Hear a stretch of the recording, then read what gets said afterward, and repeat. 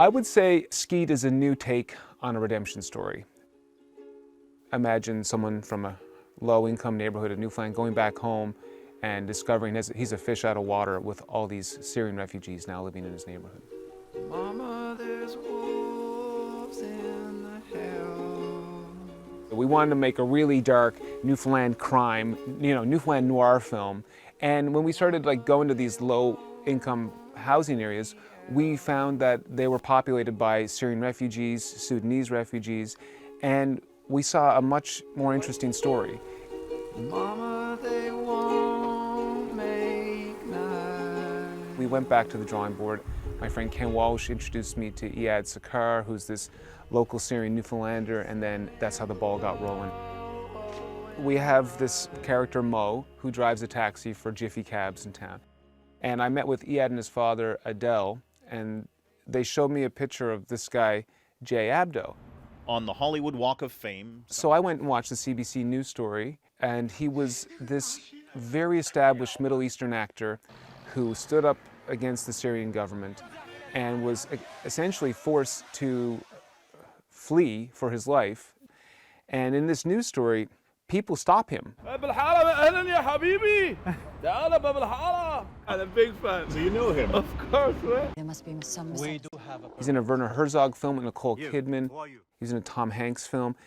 We thought there's no way he would come and do this little film in Newfoundland. Please have a seat.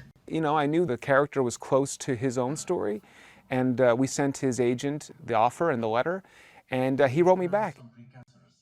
Yeah, I am a refugee myself. I found myself a refugee, and I decided to dedicate all my life and my art to the Syrian cause.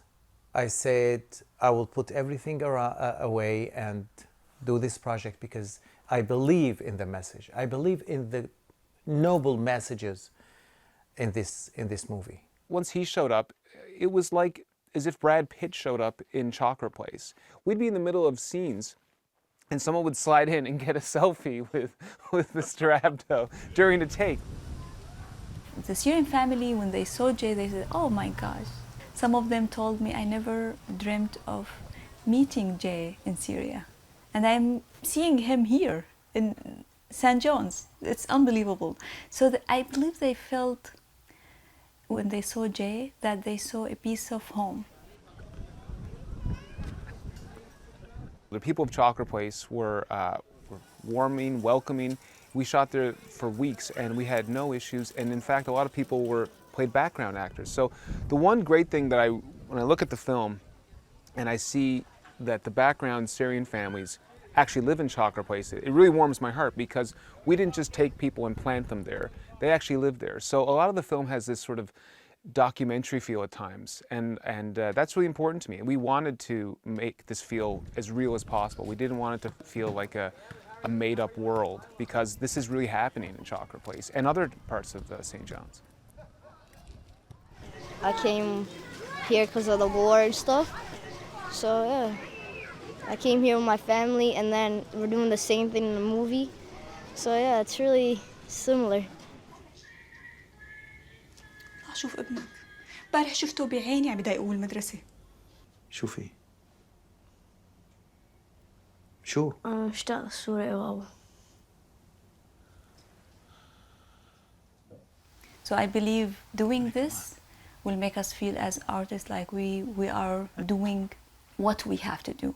We have to bring people together. We have to help the humanity and leave behind us a good message. About what? About the way he and his friends treat others. يلا خاطرك حبيبتي. Mr. Billy, sorry to keep you waiting. There's a lot of misunderstanding in this life, and this is our duty as filmmakers to show them, to show the world what is this and what is that, what is, what is beautiful and what is meaningful in life, and lead by example. Hey! We know that the title's controversial.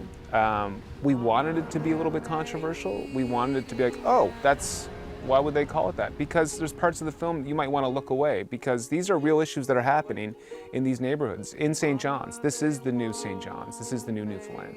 So yeah, we called the film Skeet. We never really shied away from that, and I think that it's a provocative name. Of course, it might get a little bit of flack, but I think it's a very representative name for not only the film but the lead character.